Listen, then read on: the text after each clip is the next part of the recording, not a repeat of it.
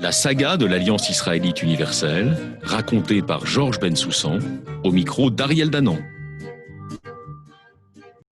Bonjour, bienvenue dans ce nouvel épisode de la saga de l'Alliance israélite universelle, cette émission qui tout au long de l'année 2020 vous présente l'histoire de l'Alliance israélite universelle depuis 1860, date de sa création, jusqu'à 2020, en compagnie de l'historien Georges Bensoussan. Bonjour Georges. Bonjour Ariel.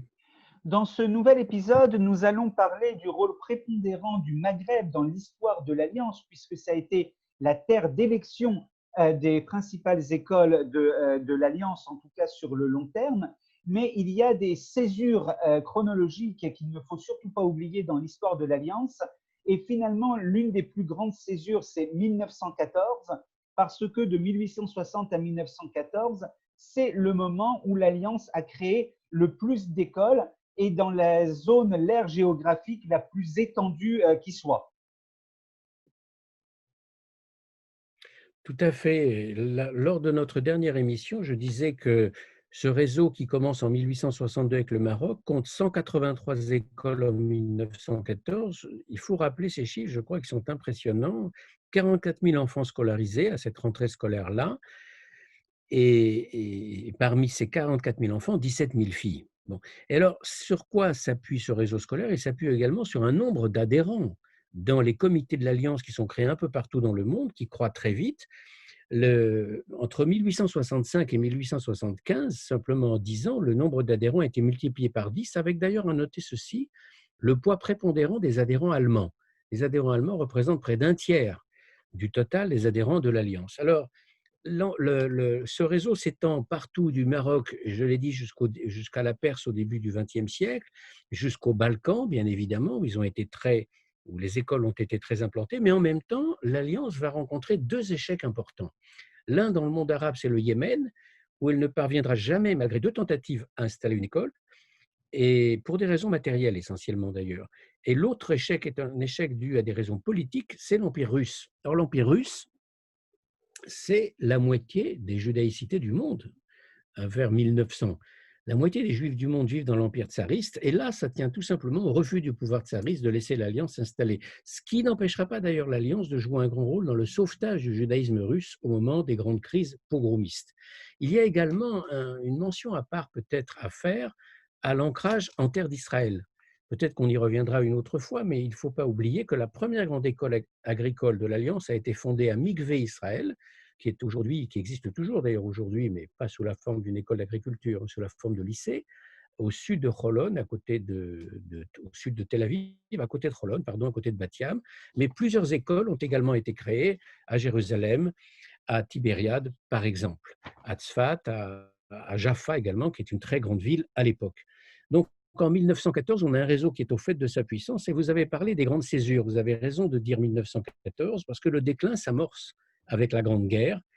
Déclin d'abord dans les Balkans, en Grèce, en Bulgarie, en Serbie. En 1922, des 183 écoles, il ne reste plus que 122 écoles. La chute est brutale. En 1931, 115 écoles seulement. Mais le paradoxe, c'est que le nombre d'enfants scolarisés reste pratiquement le même. On passe en gros de 44 000 enfants scolarisés à la veille de la guerre de 14 à 41 000 en 1931. La deuxième véritable césure, vous l'avez également mentionné, c'est la Seconde Guerre mondiale, mais je pense qu'on en parlera une autre fois, bien sûr. Alors revenons un instant sur le Maghreb, qui est donc la terre d'élection principale, même au-delà des Balkans et de la Turquie, de l'Empire ottoman plutôt, à cette époque. Le Maghreb, donc la présence de l'Alliance au Maghreb se fait principalement au Maroc et en Tunisie, et on y reviendra ensuite avec l'Algérie qui constitue un cas totalement à part dans l'histoire de l'Alliance. Tout à fait à part, tout à fait. Alors pourquoi le Maroc? Le Maroc parce que c'est un quart du judaïsme du monde arabe, c'est la moitié des juifs du Maghreb. En 1880, comme en 1900, comme en 1930. Donc, une situation qui est, je l'ai dit déjà à plusieurs reprises dans d'autres émissions, marquée par la détresse, mais une situation d'un judaïsme très nombreux et très anciennement implanté. À l'arrivée des Français, contrairement à ce qu'on pense souvent, l'alliance n'est pas liée directement à l'arrivée de la colonisation française, loin de là, puisqu'à l'arrivée des Français en 1912, l'alliance a ouvert sa première école il y a déjà 50 ans, en 1862 à Tétouan. Donc, en 1912, quand les Français arrivent au Maroc, l'Alliance compte déjà 14 écoles qui scolarisent 5500 enfants. Paris voit évidemment très vite un allié potentiel dans ces écoles de l'Alliance, mais en même temps, Paris refusera avec constance d'étendre le décret Crémieux qui naturalise les juifs locaux et leur donne la citoyenneté française aux juifs marocains. Et autant en Tunisie qu'au Maroc, il n'y aura jamais d'extension du décret Crémieux. Mais tout de même, ce qu'il faut noter, c'est que Paris, le Quai d'Orsay en particulier, étant parfaitement conscient du fait que diplomatiquement les intérêts de l'Alliance convergent avec ceux de la France, à partir de 1928, le ministère français de l'Instruction publique prendra globalement en charge la plupart des écoles de l'Alliance au Maroc. Et en 1939, le réseau scolaire de l'Alliance au Maroc est encore le plus puissant de tout le réseau de l'Alliance, 45 écoles, 16 000 élèves, c'est-à-dire en gros un tiers de l'effectif total. Ensuite, après 1945, c'est une autre histoire qui commence. Et vous avez mentionné la Tunisie. La Tunisie a ce point commun avec le Maroc de ne pas être une colonie française, mais un protectorat qui date de 1881, donc bien avant le protectorat au Maroc. La première école de garçons en Tunisie est ouverte en 1878, la première école de filles 5 ans plus tard, en 83, et la Tunisie a une autre particularité, c'est là que l'Alliance ouvre une deuxième école d'agriculture, après celle de Mikvé Israël, c'est l'école de Djeddah en 1895.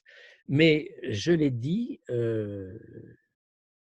comme pour le Maroc, comme pour d'autres pays en règle générale, pour les enfants juifs et les enfants juifs pauvres qui sont le gros de la clientèle scolaire de l'Alliance partout, l'école de l'Alliance, c'est la promotion, c'est la possibilité d'une promotion sociale. On ne peut pas ne pas citer Albert Memmi dans ce Statut de sel qui date de 1953, qui est une fiction très largement autobiographique. Il écrit, je cite, « J'étais proposé comme candidat à la bourse annuelle de l'école. Chaque année, l'école désignait à la communauté un élève brillant et nécessiteux. La communauté le confiait à l'un de ses anciens protégés qui lui payait ses études. Plus tard, ses études terminées, sa situation assurée, le nouvel élu devait prendre en charge un cadet. La communauté israélite de Tunis, sur la proposition de l'Alliance israélite universelle, accepterait donc de me payer ses études, le lycée, en l'occurrence le lycée Carnot, puis l'université. J'irai au lycée, monsieur le directeur me l'avait promis, monsieur le directeur, monsieur Bismuth, le puissant pharmacien, l'Alliance, la communauté tout entière l'avait décidé. » Fin de citation. Effectivement, on sait combien pour Albert Memmi, ça a été là le pied à l'étrier qui lui a permis de franchir le premier degré vers la carrière que l'on connaît. Vous avez évoqué l'Algérie, c'est une situation à part, puisque l'Algérie d'abord est une colonie française qui est constituée de 3 départements français, dont très vite le judaïsme est passé sous l'autorité du judaïsme de la métropole, de la France, puisque le judaïsme algérien a été organisé en consistoire dès 1845. Et pourquoi n'y a-t-il pas eu d'école de l'Alliance en Algérie ? C'est un cas tout à fait à part, tout simplement à cause du décret Crémieux. Le décret Crémieux faisant des Juifs d'Algérie des citoyens français à part entière, les écoles de l'Alliance n'étaient plus nécessaires. Les jeunes Juifs d'Algérie se sont tout simplement rendus dans les écoles communales françaises comme tous les autres. Alors je rappelle quand même que le décret Crémieux, qui évidemment est un décret de la Troisième République naissante, d'Adolphe Crémieux, ministre de la Justice dans le gouvernement Gambetta, de défense nationale, en fait, ce décret Crémieux était préparé par le Second Empire, par le ministère Émile Ollivier, mais comme on le sait, du fait de la guerre franco-prussienne, le Second Empire n'a pas eu le temps d'aller jusqu'au bout du décret Crémieux. Alors, à noter quand même que ce décret Crémieux qui va bouleverser le judaïsme algérien, et l'a bouleversé jusqu'aujourd'hui finalement, puisque va lui donner une forme, une couleur, un destin tout à fait à part par rapport aux autres judaïcités d'Orient, le décret Crémieux a très tôt été décrié par le personnel politique français, le gouvernement de Thiers, qui dirige le pays au moment de la défaite et au moment de la Commune de Paris, a tenté de s'y opposer, a tenté de l'abroger. À plusieurs reprises, il n'y est pas parvenu. Mais ce qui va rester de cette hostilité au décret Crémieux, c'est un puissant antisémitisme en Algérie et qui trouvera son achèvement avec l'abrogation de ce fameux décret en octobre 1940. C'est l'un d'ailleurs des premiers actes législatifs du gouvernement du maréchal Pétain. Donc, si je résume sur l'Algérie, je dirais qu'elle n'a pas d'école de l'Alliance, c'est vrai, mais elle va ouvrir à la fin du 19e siècle un enseignement religieux très, très important, très puissant. Pourquoi? Parce qu'il y aura très tôt une prise de conscience en Algérie qu'à cause des écoles communales françaises, on assiste à un lent éloignement des jeunes générations juives de la tradition juive. Et donc, on assiste à un double déracinement, comme le disait André Chouraki, à la fois vis-à-vis du monde musulman, par un éloignement. Le décret Crémieux a éloigné les juifs des musulmans, c'est indéniable, mais aussi un éloignement vis-à-vis des racines juives. Et pour pallier cet éloignement, c'est l'Alliance, justement, qui est candidate pour ouvrir ces écoles d'enseignement juif qui vont préparer précisément à la bar mitzvah, bien sûr.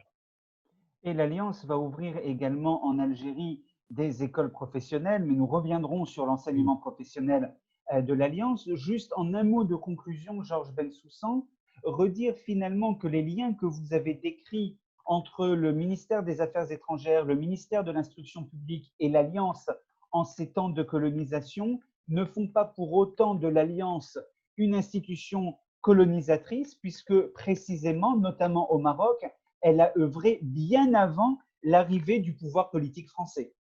Tout à fait. Non seulement il y a une déconnexion complète en matière chronologique entre l'Alliance et le pouvoir colonial, l'Alliance a œuvré pratiquement partout avant la colonisation, mais même mieux, sur un plan, je dirais, philosophique et anthropologique, l'Alliance a eu une œuvre de décolonisation sur le plan psychique qui va tout à fait à l'encontre de l'œuvre colonisatrice. L'Alliance a été une grande entreprise de décolonisation du sujet juif, non seulement à l'égard de la loi musulmane, mais même à l'égard justement des libérateurs qu'ont été d'une certaine façon les Occidentaux. J'ajouterais quand même un mot, c'est que si la France a toujours refusé d'étendre le décret Crémieux aux autres territoires d'Afrique du Nord, la France a quand même aidé l'Alliance, je l'ai dit à propos du Maroc et de la prise en charge de ces écoles en 1928 par le Quai d'Orsay, mais en fait, c'est même beaucoup plus tôt que la France a aidé l'Alliance en décrétant l'ENIO, c'est-à-dire l'école normale israélite orientale, autrement dit l'école chargée de former les maîtres de l'Alliance.